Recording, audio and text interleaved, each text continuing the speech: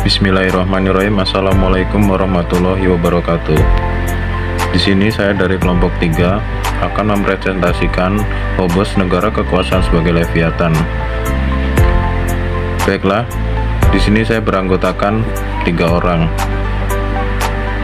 yaitu saya sendiri Wahyu Aji Bima Nugroho, Bagas Dino Alwandi, dan Dian Sapitri. Baiklah, langsung saja. Pertama-tama saya akan menjelaskan tentang biografi Thomas Hobbes. Thomas Hobbes dari Malmesbury, 5 April 1558 sampai 4 Desember 1679, adalah seorang filsuf Inggris yang beraliran empirisme. Pandangannya yang terkenal adalah konsep manusia dari sudut pandang empirisme, materialisme, serta pandangan tentang hubungan manusia dengan sistem negara. Selanjutnya ada konsep negara. Konsep negara Thomas Hobbes adalah negara kekuasaan, negara kuat yang berdasarkan kontrak sosial. Titik tolak pemikiran Hobbes tentang negara berangkat dari manusia sebagai pusat segala persoalan sosial politik. Menurut Hobbes, manusia tidak bisa didekati dengan pendekatan normatif religius, karena pendekatan seperti ini semakin menjauhkan manusia dari realitas sosial. Cara terbaik mendekati manusia menurut Hobbes adalah dengan melihat manusia sebagai sebuah alat mekanis dan memahaminya dari pendekatan matematis, geometris.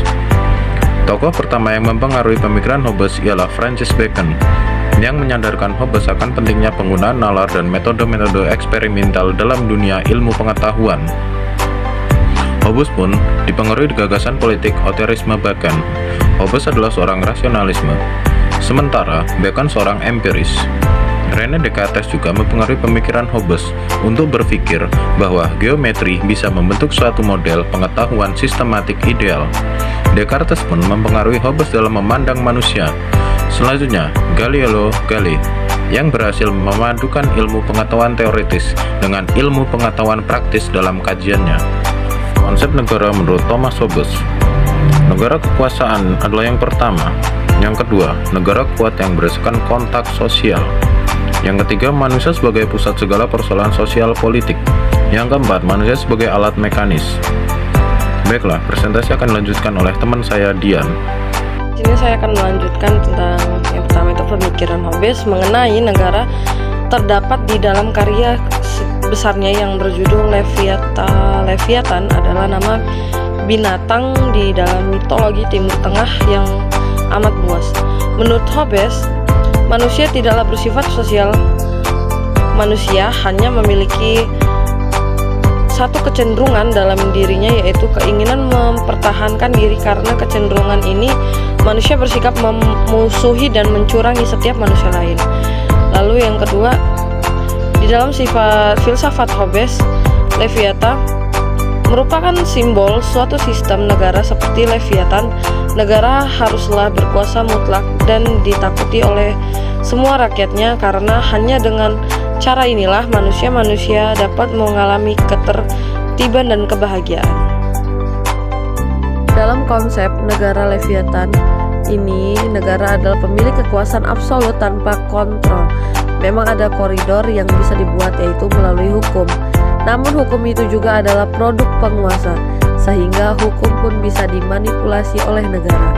Bagaimana rakyat harus menyikapi kondisi negara yang sudah menjadi sang Leviathan? Bagi Hobbes, pilihannya hanya ada 2 cara: tunduk patuh dengan penuh ketakutan, atau melawan dengan menuntut penguasa itu turun. Pilihan terakhir didasarkan pada argumentasi bahwa negara Leviathan itu hanya bisa dihentikan apabila rakyat berani secara bersama-sama melawan. Berdasarkan pemahamannya tentang manusia sebagainya, jam dan motivasi terbesarnya adalah bertahan hidup, maka ia mengusulkan bentuk sistem politik yang bercirikan Leviathan, yakni sebuah kekuasaan yang menakutkan bagi manusia agar ketertiban dapat berlangsung. Leviathan sendiri adalah sejenis monster menakutkan dan bengis yang terdapat dalam Perjanjian Lama. Rincian premisnya tentang kekuasaan negara Leviathan. Untuk menjamin keselamatan bersama, perlu dibuat perjanjian dan menghapuskan hak alamiah absolut manusia. Caranya dengan menciptakan otoritas politik yang mempunyai kekuatan koersif absolut absolute power untuk memaksa orang tunduk pada perjanjian sosial, di mana perjanjian itu dilakukan antara manusia. Mereka menyerahkan seluruh kedaulatan kepada the sovereign, otoritas publik, dan posisi otoritas politik itu berada di luar perjanjian sosial agar supaya memiliki kekuasaan yang absolut dan mempunyai kekuatan koersif. The sovereign, penguasa, adalah pihak kepadanya individu-individu penyerahan kekuasaan. Ketika seorang pengusaha bertindak, sebenarnya ia adalah tindakan individu-individu. Meski demikian, konsep Hobbes tentang kedaulatan tetap mengakui wilayah privat yang bebas dari intervensi negara, terutama menyangkut bertahan hidup. Ketika suatu saat penguasa tidak mampu lagi melakukan kontrol efektif, manusia kembali pada state of nature dan memilih Leviathan baru untuk menjamin hal tersebut tidak terjadi, maka kekuasaan negara adalah tidak terbatas. Dengan demikian, sifat kontrak sosial Hobbes adalah bukan merupakan perjanjian antara the ruler dan the ruled, melainkan kesepakatan antara individu untuk mengakhiri state of nature. Perjanjian itu dilakukan oleh individu yang secara alamiah terisolir dan antisosial. Persatuan individu-individu pada kontrak sosial bukan merupakan sumber kedaulatan, melainkan konsekuensi dari kedaulatan. Untuk lebih memperjelas konsep kedaulatan dan kontrak sosialnya, perlu dihadirkan pembandingan teori kontrak sosial lain. Misalnya John Locke berangkat dari asumsi bahwa manusia adalah tabula rasa, kertas kosong yang tidak memiliki pengetahuan maupun karakter bawaan. Berjalannya waktu, kertas kosong itu terisi oleh pengalaman hidupnya yang turut membentuk cara berpikirnya. Dan bagi Locke, pada dasarnya manusia memiliki 3 hak dasar, yakni hak hidup, hak properti, dan hak kebebasan. Tujuan kontrak sosial mewujudkan negara sebagai otoritas publik adalah melindungi hak-hak dasar manusia. Kedaulatan tersebut berbeda dengan Locke. Hobbes melihat manusia adalah serigala bagi yang lain. Kehadiran negara atau institusi publik berkat kontrak sosial bertujuan untuk mendisiplinkan para manusia tersebut. Sehingga hipotensa Hobbes, manusia harus dengan sukarela menyerahkan berkedaulatannya kepada otoritas negara agar kembali membatasi manusia tidak menyakiti manusia yang lain. Lain kata, adanya kontrak sosial adalah akibat dari watak kedaulatan masyarakat yang senang meniadakan satu sama lain. Namun serumpun dengan teori kontrak sosial yang menantang kekuasaan berdasarkan pemikiran teokratis yang melihat bahwa kekuasaan bukan lagi bersumber pada Tuhan, Hobbes tetap menganggap kekuasaan bersumber dari kedaulatan masyarakat. Kesimpulannya, manusia pada dasarnya memiliki kedaulatan penuh, namun watak manusia yang punya perangai serigala bagi yang lain menjadikan kedaulatan itu harus dilepas agar terwujud ketertiban. Alhasil, kedaulatan manusia itu sendirilah yang menghasilkan kedaulatan negara hingga pada level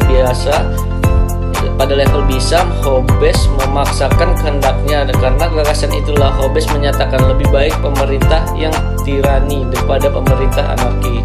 Penutup, yang pertama, dari penjelasan yang telah dikemukakan, kita memahami bahwa pengalaman pribadi Thomas Hobbes yang mengalami kekacauan situasi politik sangat membekas untuk mengendalikan hidup yang damai.